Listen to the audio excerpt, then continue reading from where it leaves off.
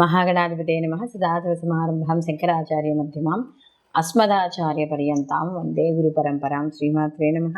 ప్రేక్షకులందరికీ స్వాగతం. మాస ఫలితాలు 2024 సంవత్సరానికి సంబంధించి మనం ఏప్రిల్ నెల మాస ఫలితాలు తెలుసుకుందాం. అయితే మనకి ఈ నవగ్రహ సంచారాలను అనుసరించి ద్వాదశ రాశుల వారికి అసలు వీళ్ళకి శుభాశుభ ఫలితాలు ఏ విధంగా ఉంటాయనే విషయాన్ని తెలుసుకోబోయే ముందర అసలు ముందుగా ఈ మాసంలో చూసుకుంటే గ్రహ స్థితి ఎలా ఉంది అని చూసుకుంటే మేషరాశిలో బుధు యొక్క సంచారము, అలాగే గురువుతో పాటు బుధుడి యొక్క సంచారం. బుధుడు వక్రీకరించి ఈయన అంటే మీనం వైపుకి ప్రయాణం చేయడం అనేది జరుగుతోంది.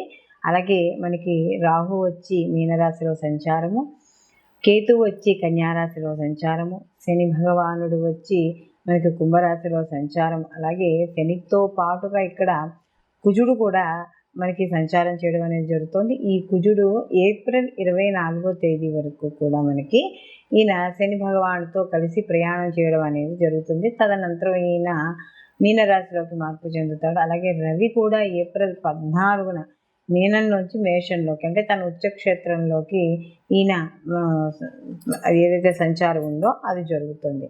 అలాగే శుక్రుడు కూడా ఇప్పటి వరకు ఆయన ఉచ్చస్థితిలో ఉన్న ఆయన కూడా ఏప్రిల్ 25వ తారీఖున మీనంలోంచి మేషంలోకి సంచారం చేయడం అనేది జరుగుతోంది.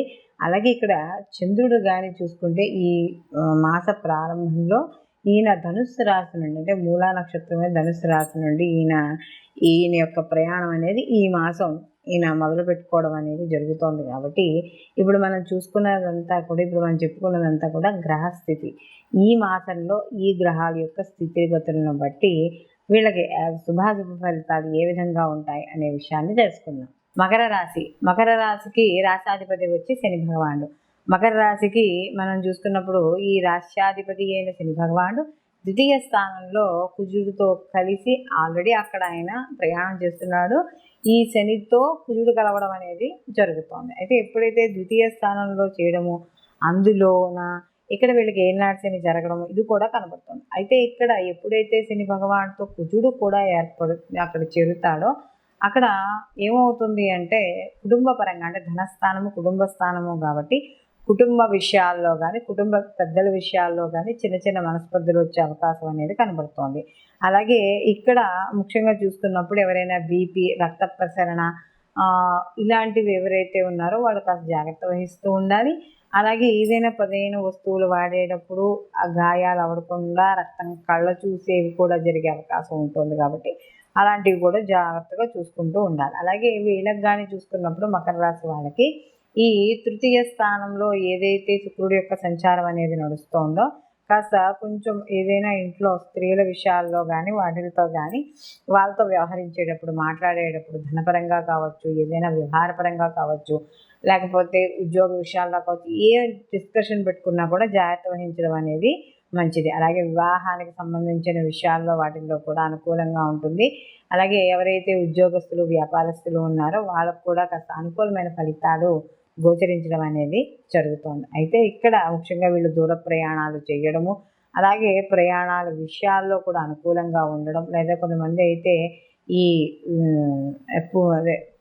తీర్థయాత్రలని లేకపోతే విహారయాత్రలని వెళుతూ ఉంటారు కదా, వాళ్ళకు కూడా ఎలాంటివి జరిగే అవకాశం అనేది ఉంటుంది. అయితే ప్రయాణాల్లో కూడా మధ్య మధ్యలో అలసట్లు అనేవి కూడా ఎక్కువగా కనబడుతూ ఉంటాయి. అలాగే ఎవరైతే ఐటీ రంగాలకు సంబంధించిన వాళ్ళు ఉన్నారో వాళ్ళందరికీ కూడా అనుకూలంగా ఉంటుంది. వ్యాపారపరమైన విషయాల్లో విస్తరణ లాభాలు చెవి చూడడం అనేది ఖచ్చితంగా ఈ మకర రాశి వాళ్ళకి ఇక్కడ మనకి కనబడుతుంది. సంతానపరంగా కూడా వంశాభివృద్ధి ఐఈఎఫ్ చేసుకునే వాళ్ళకి కూడా అనుకూలంగా ఉంటుంది. వివాహం కాని స్త్రీ పురుషులు ఎవరైతే ఉన్నారో వాళ్ళందరికీ కూడా వివాహం అయ్యే సూచనలు కనబడుతున్నాయి. అలాగే కాస్త కొంచెం విద్యార్థులకు అనుకూలంగా ఉంటుంది. వీళ్ళకి ఎవరైతే రుణాల కోసం లోన్స్ కోసం గత కొంతకాలంగా అప్లై చేస్తున్నారో, లేకపోతే విద్యార్థులు ఎవరైతే స్కాలర్షిప్ కోసం చూస్తున్నారో వీళ్ళందరికీ కూడా వచ్చే అవకాశం అనేది కనబడుతుంది. రాజకీయ పరంగా వాటి పరంగా కూడా వీళ్ళకి ఎప్పుడైతే ఈ యొక్క ప్రథమార్థం అంతా కూడా వీళ్ళకి ఈ మకర రాశి వాళ్ళకి రవి తృతీయంలో ఉంటాడు. అయితే రాహుతో కలిసి ఉన్నా కూడా కొంత రాజకీయ పరంగానో లేకపోతే ప్రభుత్వ రంగంలో పనిచేస్తున్న వాళ్ళకో వీళ్ళందరికీ కూడా అనుకూలంగా ఉండడం అనేది జరుగుతుంది. మొత్తం మీద ఈ రాశి వారు మకర రాశి వారు కానీ చూసుకుంటే ప్రతిరోజు కూడా వీళ్ళు ముఖ్యంగా, ఎందుకంటే ద్వితీయ స్థానంలో వీళ్ళకి కుజుడి యొక్క సంచారం ఉంది కాబట్టి వాక్కు విషయం మాట్లాడేటప్పుడు పెద్దవాళ్ళతో జాగ్రత్త అనేది తప్పనిసరిగా వ్యవహరించాలి. కాబట్టి వీళ్ళు ప్రతిరోజు కూడా గోవు సందర్శనం చేసుకుని కందులో నానబెట్టి ప్రతిరోజు కిలో అక్కల కనీసం ఒక గ్లాసు కందులైనా సరే నానబెట్టి ప్రతిరోజు గోవుకి తినిపించడము. అలాగే ఇక్కడ వీళ్ళు ప్రతిరోజు కూడా ఆదిత్యోదయ పారాయణ చేసుకోవడం, ముఖ్యంగా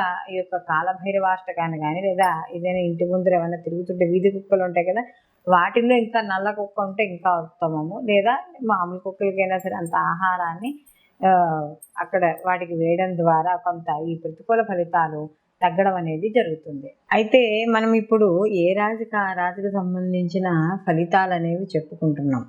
మనం ప్రతిసారి చెప్పుకున్నదే ఈ గోచార ఫలితాలతో పాటుగా జన్మజాతక ఫలితాలు కూడా ఎప్పుడు పరిశీలనలోకి తీసుకోవాలి అని. కారణం దేనికంటే ఒక్కోసారి గోచారంలో అంటే మన జన్మజాతకంలో ఉన్న గ్రహస్థితిలే మనకి గోచారంలో కూడా కనపడడం అనేది జరుగుతూ ఉంటుంది.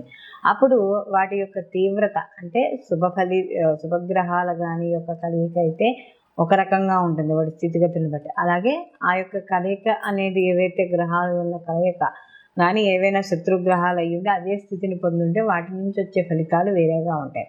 కాబట్టి ఈ శుభాశుభ ఫలితాలు ఏవైతే ఉన్నాయో వాటిని చూసుకోవాలనుకున్నప్పుడు కంపల్సరీగా ఈ గోచార ఫలితాలతో పాటుగా జన్మజాతక ఫలితాలు కూడా తెలుసుకోవాలి.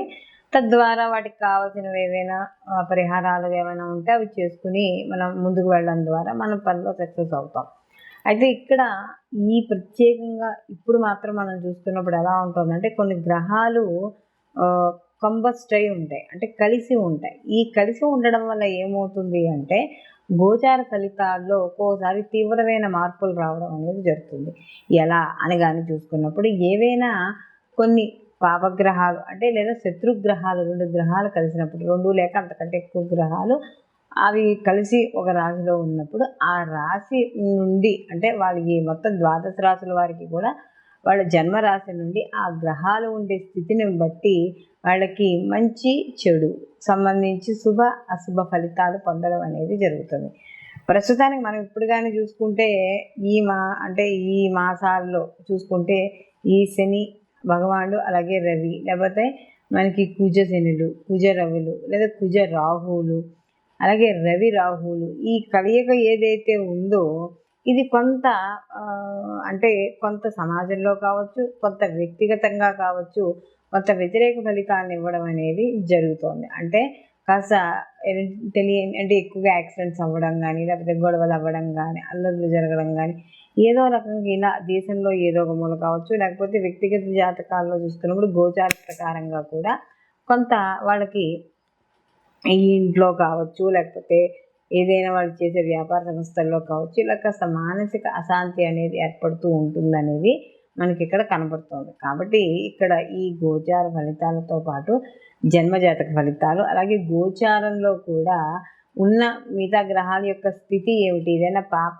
స్థితుల్లో కానీ ఉంటే అసలు ఎటువంటి పరిహారాలు చేసుకోవాలి ఏమిటి అనేది కూడా మనకి ఈ వీడియో ద్వారా ఏ రాశి వాడికి ఆ రాశి వాళ్ళకి చెప్పడం అనేది జరిగింది. కాబట్టి అవి చూసుకోవడం ద్వారా కొంత ఇప్పుడు ఏవైతే ప్రతికూల ఫలితాలు ఉన్నాయో అవి దాటుకుని అనుకూలమైన ఫలితాలు మీరు పొందడం అనేది ఇక్కడ జరగడం ఉంటుంది. కాబట్టి అందరూ కూడా ఈ పరిహారాల్ని తప్పనిసరిగా పాటించుకోవడం ద్వారా మంచి అంటే ఏదైతే మనకు ప్రతికూల ఫలితాలు ఉన్నాయో ప్రతికూల ఫలితాలు తగ్గడం అనేది ఖచ్చితంగా జరుగుతుంది. సర్వే జన సుఖినో భవంతు, లోకా సంస్థ సుఖినో భవంతు.